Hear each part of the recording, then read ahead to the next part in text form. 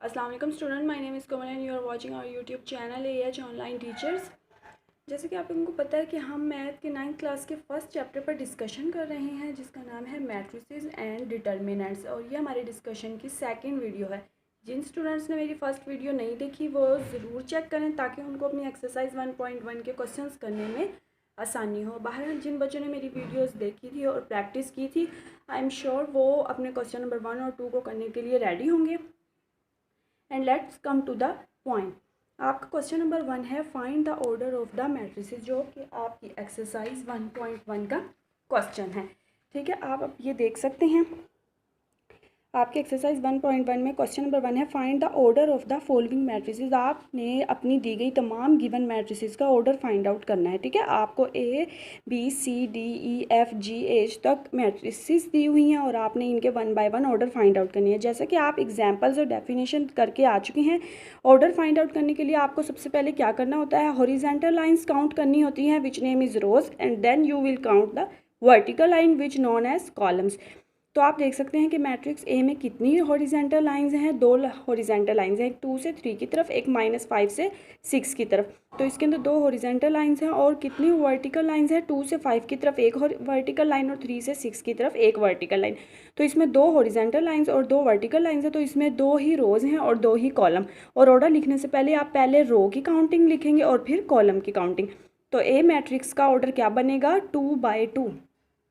ये आप देख सकते हैं order of matrix A is 2 by 2। आप अपने पास मैथ की बुक ज़रूर रखें ताकि आपको इजीली समझ आ जाए। अब आप मैट्रिक्स बी को देखें जिसमें 2 0 3 5 है। ये भी same 2 horizontal lines 2 vertical lines हैं, 2 से 0 की तरफ, 3 से 5 की तरफ और फिर 2 से 3 की तरफ वर्टिकल लाइन, 0 से 5 की तरफ वर्टिकल लाइन। तो इसका ऑर्डर भी क्या होगा, order of B is 2 by 2।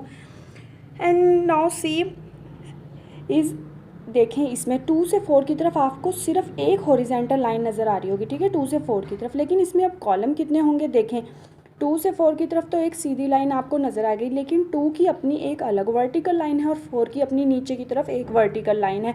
ये दोनों अपनी अपनी अलग नीचे की तरफ एक लाइन बना रहे हैं। तो इसमें कितने कॉलम हुए, इसका मतलब इसमें कॉलम एक नहीं 2 कॉलम है, लेकिन इसकी जो लाइन सीधी हॉरिजेंटल है वो सिर्फ एक है जो 2 से शुरू होकर 4 पे ख़त्म हो गई है। तो इसमें पहले आपने रो की काउंटिंग लिखनी है और फिर कॉलम की। तो इसका ऑर्डर क्या बनेगा, 1 बाय 2 के एक रो और 2 कॉलम। ठीक है, इस तरह की एंट्रीज जब भी आपको नजर आएंगी तो आपने उसकी हॉरिजेंटल लाइन तो एक ही कहनी है जो कि 2 से शुरू होकर 4 पे ख़त्म हो रही है, और फिर उसकी वर्टिकल लाइंस कितनी हैं, 2 की अपनी अलग और 4 की अपनी अलग। ठीक है, अब आप आ जाएं डी की तरफ जिसमें आपको 4 0 6 नज़र आ रहा होगा।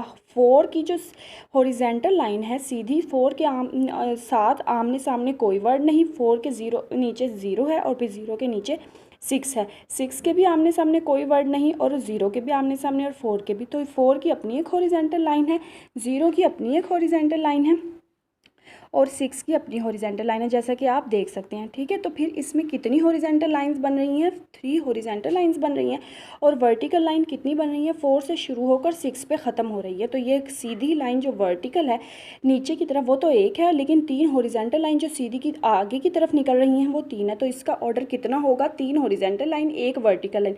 तो ऑर्डर क्या बना, 3 बाय 1 के 3 रोज और एक कॉलम। जब भी आपको इस तरह की एंट्रीज एक रो नज़र, एक वर्टिकल लाइन नज़र आ रही हो तो उसने आपने उसकी अलग अलग काउंटिंग करनी है हॉरिजेंटल रो की और उसको कॉलम एक ही कहना है।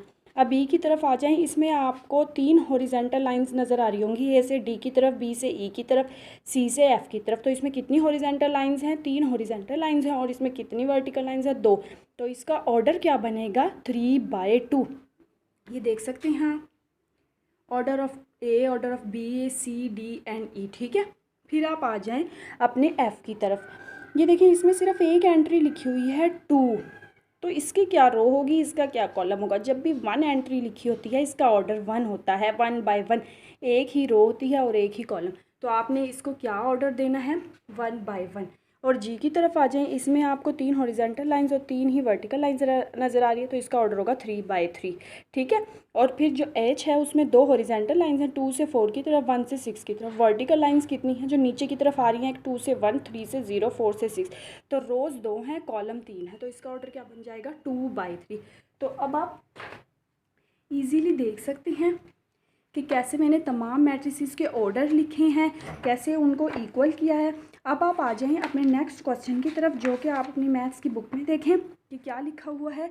आपका क्वेश्चन नंबर 2 है कि which of the following matrices are equal, कौन कौन सी मैट्रिसेस इक्वल हैं। आपके क्वेश्चन नंबर 2 ये है एक्सरसाइज 1.1 का। ठीक है, सबसे पहले तो आप अपनी ए मैट्रिक्स देखें, आपको कितनी इसमें एंट्रीज नज़र आ रही हैं, एक एंट्री नज़र आ रही है। अब आप कोई ऐसी मैट्रिक्स ढूंढें जिसमें आपको सिर्फ एक ही एंट्री नज़र आ रही हो।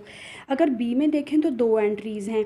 अच्छा, अगर डी में देखें इसमें भी 2 एंट्रीज़ हैं। एफ़ में देखें ये भी 2 एंट्रीज़ हैं, चाहे ऊपर नीचे हैं लेकिन 2 हैं। एच में 4 एंट्रीज़ हैं। जी में अगर 3 में से 1 गया 2 हो जाएगा, 3 + 3 6 हो जाएगा, ये भी 2 एंट्रीज़ बन रही हैं। ये भी 2 एंट्रीज़ और ये भी 4 एंट्रीज़। तो कोई और ऐसी है मैट्रिक्स जिसमें सिर्फ एक ही एंट्री हो? Yes, this is C. 5 - 2 3 होता है। ऊपर ए में भी 3 एंट्री बन गई, सी में भी। दोनों का ऑर्डर भी 1 by 1, एक ही रो एक ही कॉलम, और दोनों की जो एंट्रीज़ हैं वो भी सेम। तो ए इज़ इक्वल टू सी, क्योंकि हम पढ़कर आए हुए हैं कि कोई मैट्रिसेस जब इक्वल होती हैं जब उनके ऑर्डर भी सेम होते हैं और उनमें लिखी हुई एंट्रीज़ भी सेम होती हैं। तो इसका मतलब ए इक्वल टू सी हो गया, जैसे कि मैंने ये लिखा हुआ है। ठीक है, ए इक्वल आप सी के करने, अब बी की तरफ आ जाएं। क्या बी के जैसी कोई और मैट्रिक्स है आपको नज़र आ रही? ये देखिए 3 और 5 होना चाहिए। आप अगर डी को बी के इक्वल कर रहे हैं तो ये गलत है, क्योंकि दोनों का ऑर्डर तो सेम है। एक हॉरिजेंटल लाइन दोनों में ही वर्टिकल लाइंस सेम है। उसका ऑर्डर भी 1/2 बन रहा है, इसका ऑर्डर भी, डी का भी 1/2, लेकिन ये दोनों की एंट्री सेम नहीं है, क्योंकि उसमें पहले 3 लिखा हुआ है बाद में 5, और इसमें पहले 5 लिखा हुआ है बाद में 3। आपने बिल्कुल सेम बनानी है, तो लिहाजा आप आ जाएं ज़रा आई की तरफ। देखें इसमें पहले 3 लिखा हुआ है, जैसे कि बी में पहले 3 लिखा हुआ है, और इसमें 3 + 2 5 हो जाएगा, तो वो भी 5। तो इसका मतलब बी इज़ इक्वल टू आई होगा। उसकी तरफ आप आ जाएं ई की तरफ। ई में है 4062, एच में भी 4062 है। अच्छा, एक जे भी इक्वल लग रहा है।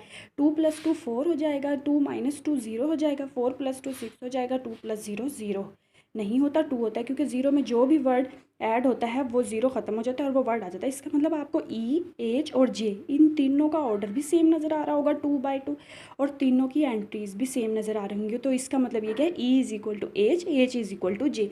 तो 2 से ज़्यादा मैट्रिसेस भी इक्वल हो सकती हैं। अब आप आ जाएं एफ़ पर। एफ़ है 2 और 6। ठीक है, अब ये किसके इक्वल है देखें ज़रा।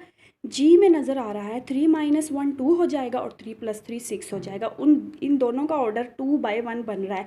2 हॉरिजेंटल लाइंस है, 2 की अपनी अलग सीधी लाइन, 6 की अपनी एक अलग लाइन, 2 लाइंस हो गई, और कॉलम एक है 2 से 6 की तरफ। इसमें भी 3 - 1 2, 3 + 3 6, तो दोनों का ऑर्डर भी सेम, दोनों की एंट्रीज भी बिल्कुल सेम। तो इसका मतलब ये हो गया कि F is equal to ji.